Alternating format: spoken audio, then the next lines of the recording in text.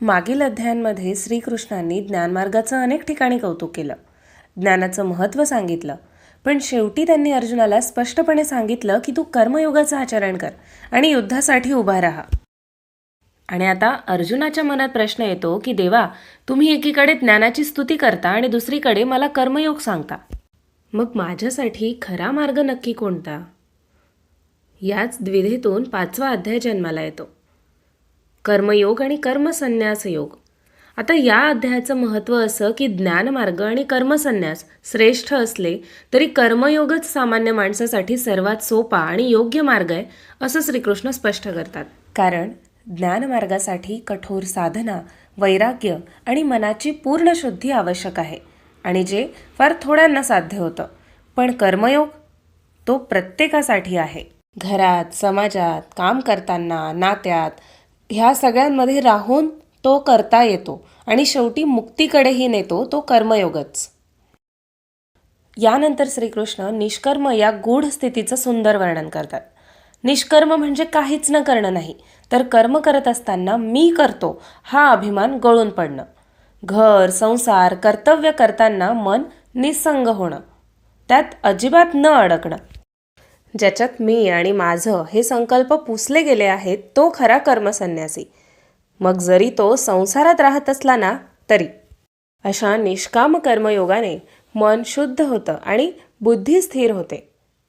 कर्म होतं पण कर्मबंधन लागत नाही. या अध्यायात माऊली सांगतात की योगी बाहेरून कर्म करत असतो पण आतून तो पूर्ण अलिप्त असतो, त्यामुळे त्याला जगात अपरिमित शांतता मिळते. जिथे पाहतो तिथे त्याला विश्व आनंदमयच दिसतं.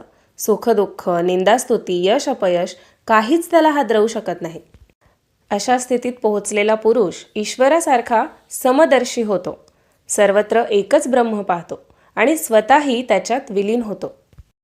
याच मार्गाचा, योगाचा संपूर्ण सार श्रीकृष्ण थोडक्यात सांगतात, पण अर्जुनाला मात्र हा मार्ग अधिक जाणून घ्यायचा असतो आणि म्हणून तो अधिक सविस्तर सांगण्याची श्रीकृष्णांना विनंती करतोय. ज्ञानयोगाने ज्यांची बुद्धी शुद्ध झाली आहे आणि कर्मफळाची लालसा पूर्णपणे गेली आहे, अशांना जग काठावरून नव्हे तर अंगावर येऊन शांतता देतं. तर दुसरा मनुष्य फळाच्या हव्यासात लोळण घेणारा कर्माच्या वादळात फेकला जातो. असा सिद्ध पुरुष जणू काही देहात असूनही देहाशी एकरूप नसतो. ईश्वर सर्वत्र व्यापून आहे.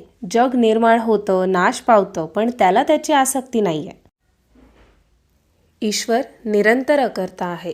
सगुण रूपाने तो लीला करतो, पण त्याच्या निराकार निर्गुण स्थितीचा थांग मात्र लागत नाही. जेव्हा अज्ञान नाहीसं होतं तेव्हा जसं अंधार दूर झाला की सूर्य दिसतो ना, तसंच अकर्तेपणाचं सत्य मनाला पटतं आणि मग मन म्हणतं की ईश्वर अकर्ता आहे तर मीही अकर्ता आहे, आणि अशी जाणीव झाली की त्रैलोक्यभर भेदभाव संपतो. जसं सूर्य उगवल्यावर चारही दिशांचा अंधार नष्ट होतो, तसं ज्ञानाच्या प्रकाशाने संपूर्ण भ्रम नष्ट होतो. अहंकार नाहीसा झाला की भेदभाव राहू शकत नाही. अशी समदृष्टी असलेला मनुष्य संसारावर विजय मिळवतो, कारण तो ब्रह्मरूपात दृढ होतो. मानवाच्या दुःखाचं खरं कारण त्याची विषयांची अर्थात इंद्रिय सुखांची आसक्ती आहे, कारण काहींचं संपूर्ण आयुष्यच विषय पिपासेत गुंतलेलं असतं.